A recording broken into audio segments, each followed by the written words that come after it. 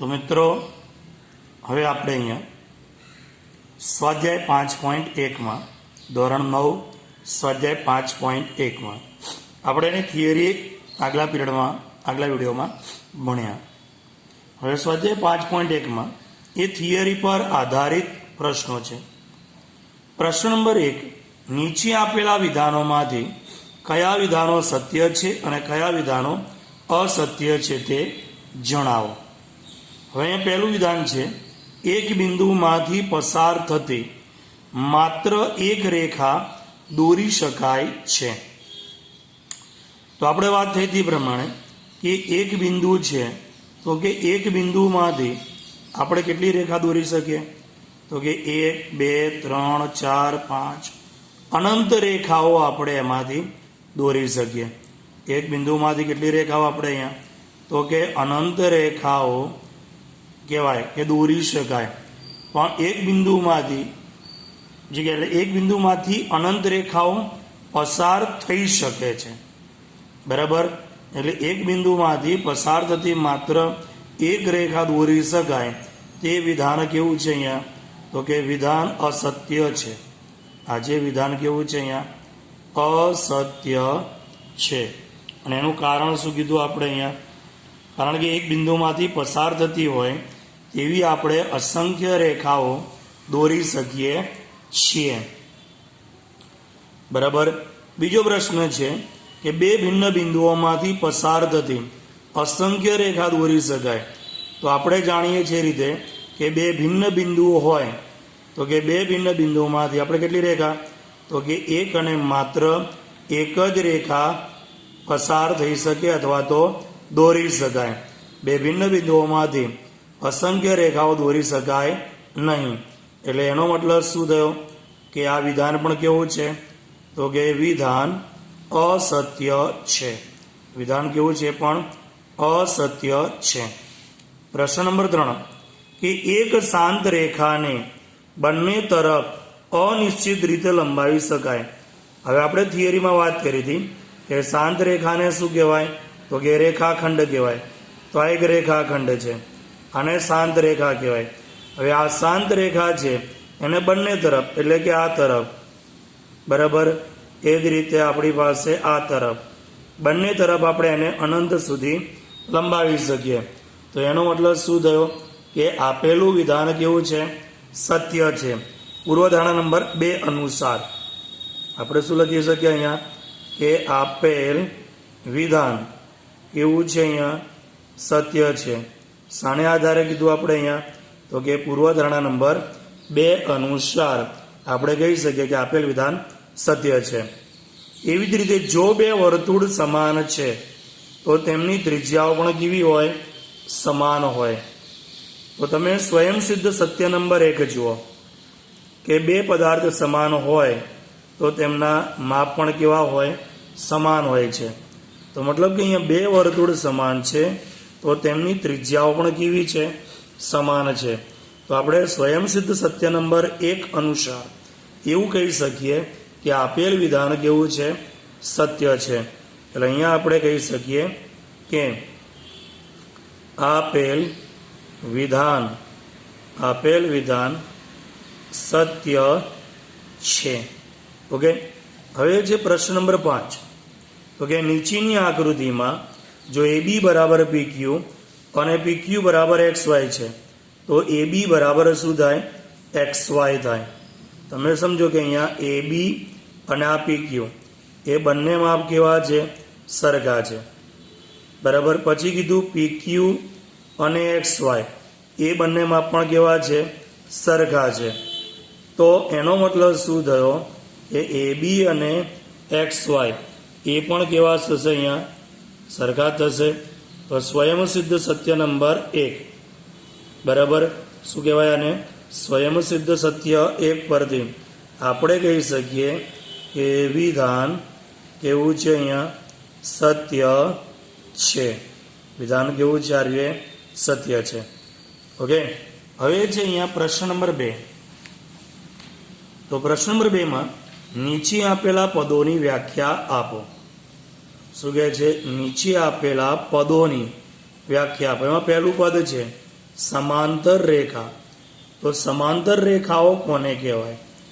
તો એમાં શબ્દ આવે એક જ સમતલમાં આવેલી બે રેખાઓ પરસ્પર છેદે નહીં તો તેમને સમાંતર રેખા કહેવાય છે.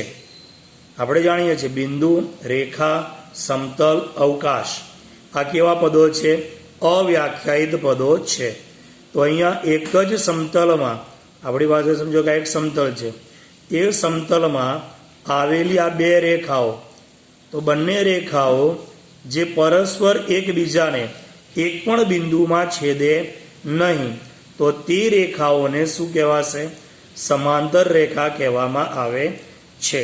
તો સમાંતર રેખાની વ્યાખ્યા શું થઈ ગઈ? એક જ સમતલમાં આવેલી બે રેખાઓ પરસ્પર છેદે નહીં તો તેમને સમાંતર રેખા કહેવાય.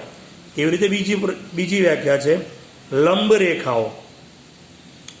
તો લંબ રેખા કોને કહેવાશે? લંબ એટલે કે કાટખૂણે છેદતું હોય તેને લંબ કહેવાય. કોઈ પણ હોય, રેખા હોય, રેખાખંડ હોય, બંને પરસ્પર જો કાટખૂણે છેદે તો તે શું કહેવાય? લંબ કહેવાય. અહીંયા લંબ રેખા કીધું તો આપણે રેખા શબ્દ વાપરવાનો. લંબ રેખાખંડ કીધું હોય તો રેખાખંડ શબ્દ વાપરવાનો. તો જે બે રેખાઓ પરસ્પર કાટખૂણે છેદે તેમને લંબ રેખાઓ કહેવાય છે. શું કીધું? લંબ રેખા એટલે એ જે બે રેખાઓ પરસ્પર કાટખૂણે છેદે તેમને લંબ રેખા કહેવામાં આવે છે. બરાબર. હવે આવે રેખાખંડ. રેખાખંડ કોને કહેવાશે? તો કે રેખાખંડ, ખંડ એટલે ટુકડો, રેખાનો કોઈ એક ભાગ અથવા રેખાનો કોઈ એક ટુકડો એટલે કહેવાય રેખાખંડ. તો રેખાના એવા ભાગ જેને અંત્ય બિંદુઓ હોય તેને રેખાખંડ કહે છે. શું કીધું? રેખાના એવા ભાગ જેને શું હોય?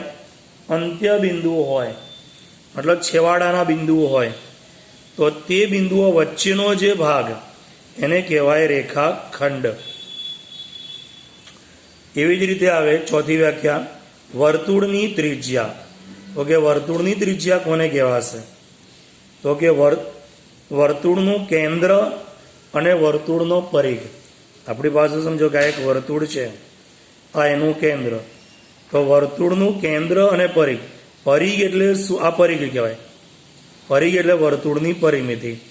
તો વર્તુળનું કેન્દ્ર અને આ પરિઘ ને જોડતો રેખાખંડ. વર્તુળનું કેન્દ્ર અને વર્તુળના પરિઘ પરનો કોઈ પણ બિંદુ, આપણે આ બિંદુને જોડતો રેખાખંડ, એને શું કહેવાય? વર્તુળની ત્રિજ્યા કહેવાય. આને પણ શું કહેવાય? વર્તુળની ત્રિજ્યા. તો વર્તુળની ત્રિજ્યાની વ્યાખ્યા શું થઈ?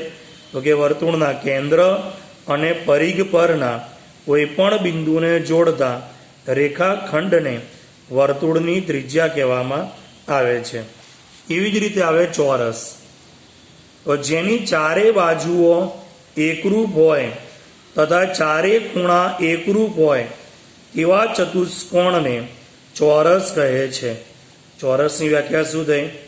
તો કે જે ચતુષ્કોણની ચારે બાજુઓ અને ચારે ખૂણાઓ એકરૂપ હોય તેવા ચતુષ્કોણને ચોરસ કહેવાય.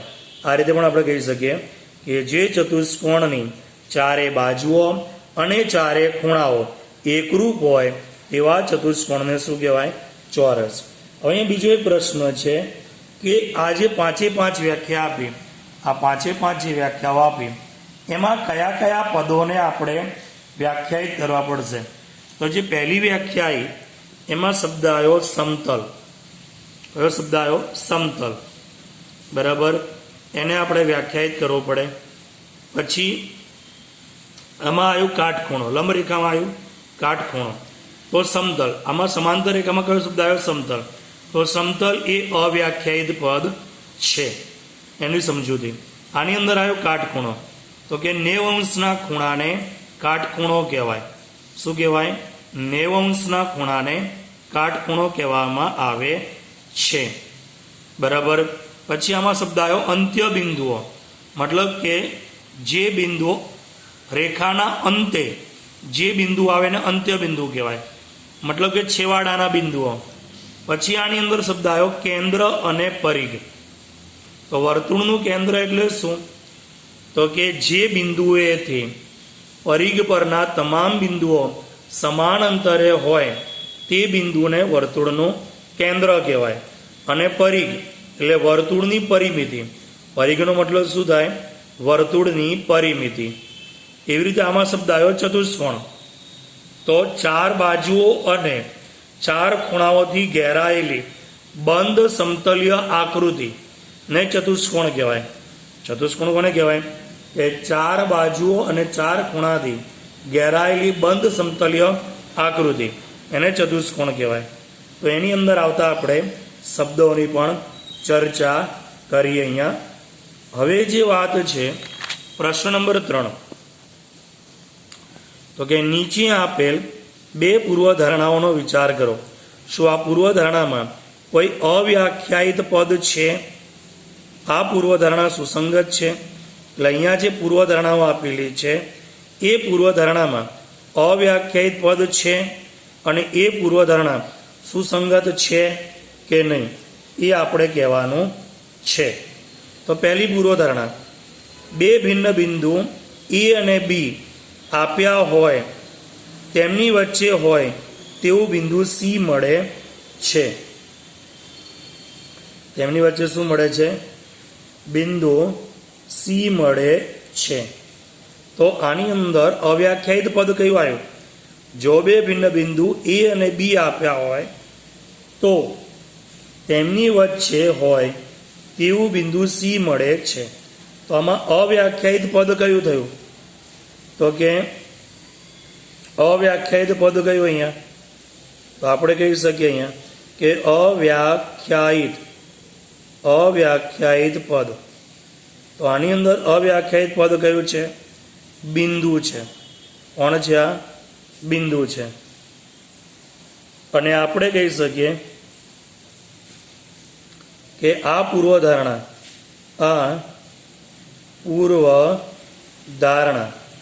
કેવી છે? તો કે સુસંગત છે. કેવી છે આ પૂર્વધારણા? સુસંગત છે. ઓકે, આપણે બિંદુની પૂર્વધારણા આપી એ અનુસાર આપણે કહી શકીએ કે આ પૂર્વધારણા કેવી છે? સુસંગત છે. એવી રીતે બીજી પૂર્વધારણા છે અહીંયા, એક રેખા પર ન આવેલા હોય તેવા ઓછામાં ઓછા 3 બિંદુઓ મળે. તો આમાં અવ્યાખ્યાયિત પદ કયા? તો અવ્યાખ્યાયિત પદ આપણે કીધેલું છે કે બિંદુ, રેખા, સમતલ, અવકાશ આ બધા કેવા પદો છે? અવ્યાખ્યાયિત છે. તો આમાં રેખા અવ્યાખ્યાયિત પદ છે, બિંદુ એ પણ અવ્યાખ્યાયિત પદ છે. તો અહીંયા લખીએ રેખા અને બિંદુ, અને આ કેવા છે? અવ્યાખ્યાયિત પદ છે.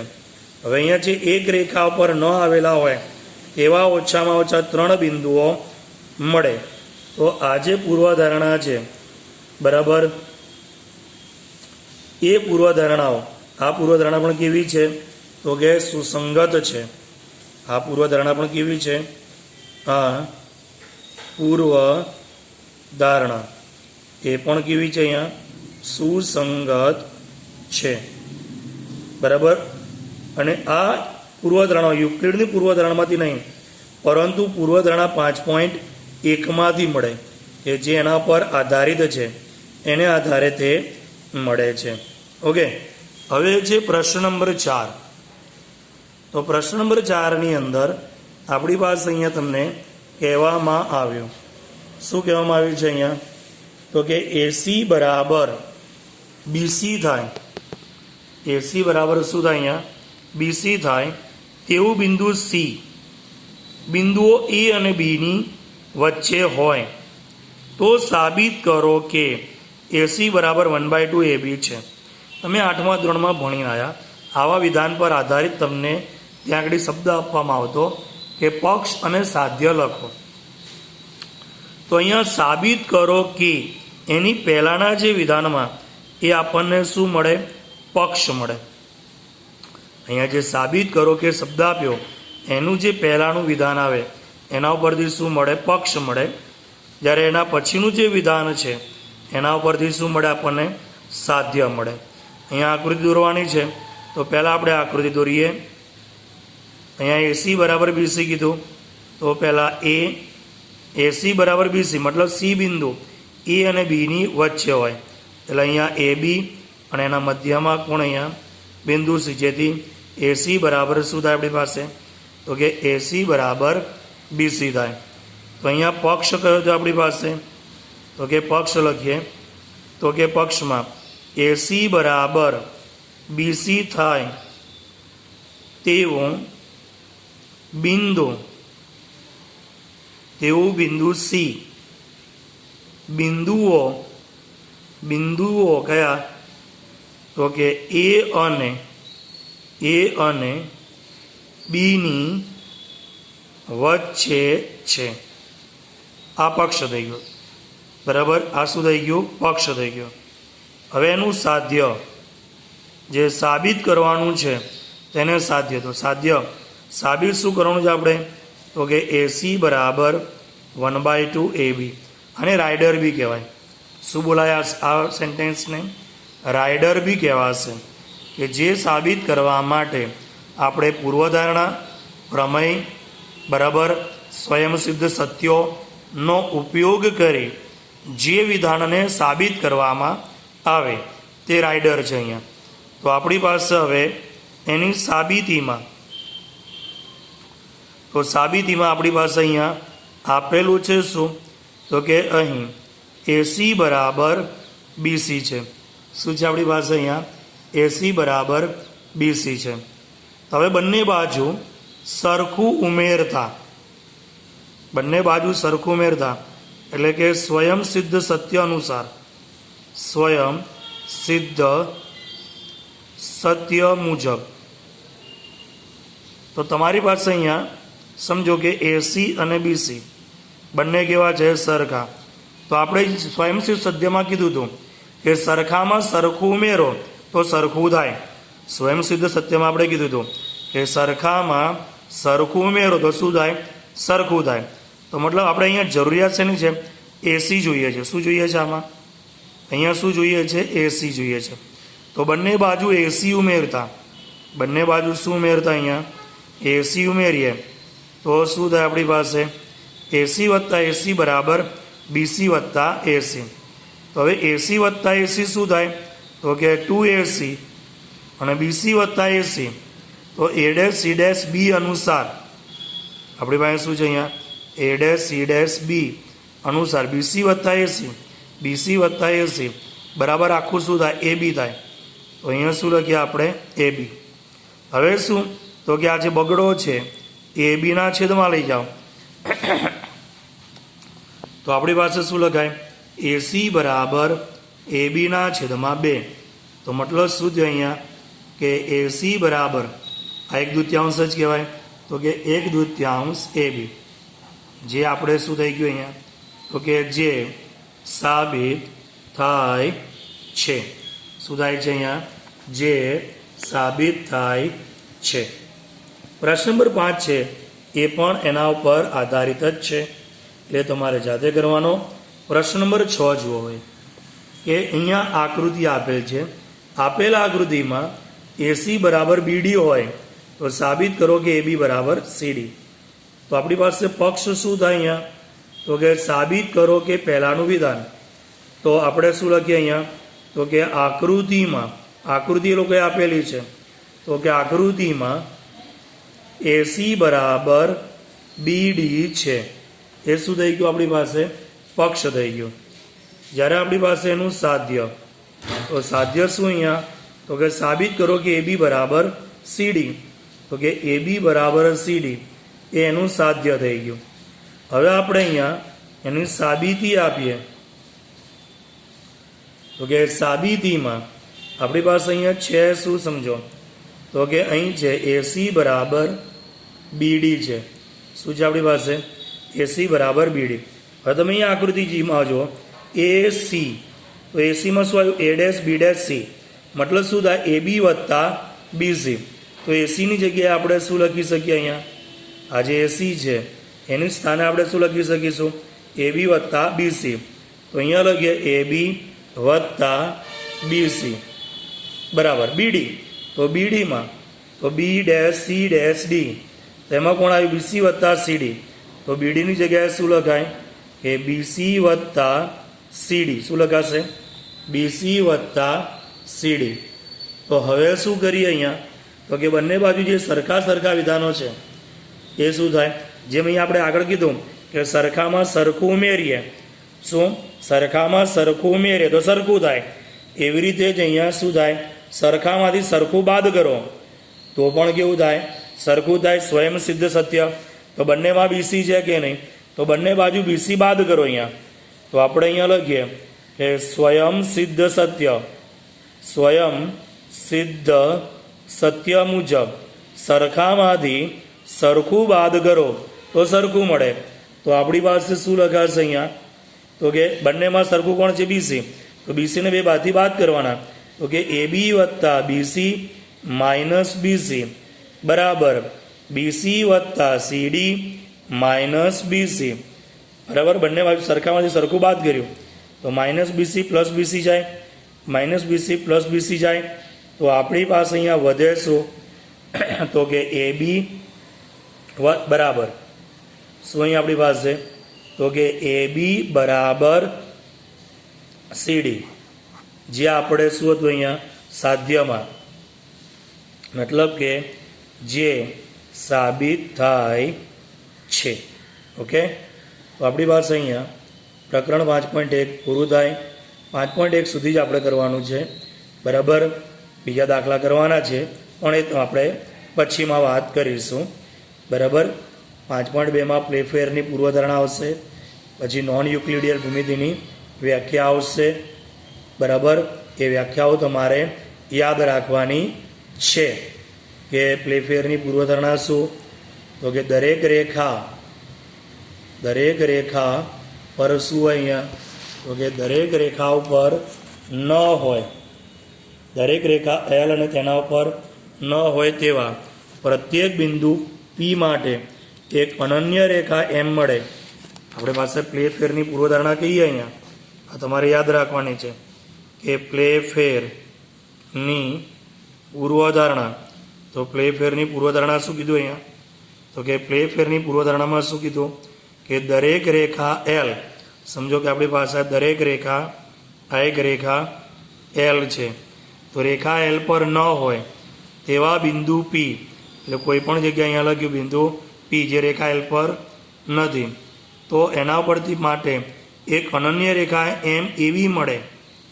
આમાંથી પસાર થતી એક અનન્ય રેખા M એવી મળે કે જે રેખા L ને કેવી હોય? સમાંતર હોય. એટલે Pમાંથી પસાર થતી અને L ને સમાંતર રેખા M બરાબર. એને શું કહેવાય? પ્લેફેરની પૂર્વધારણા.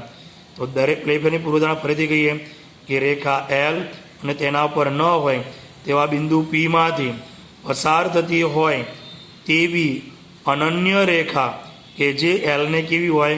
સમાંતર હોય છે. એટલે બીજા શબ્દોમાં કહીએ તો કે બે ભિન્ન અને એકબીજાને શું કીધું અહીંયા? કે બે ભિન્ન અને એકબીજાને છેદતી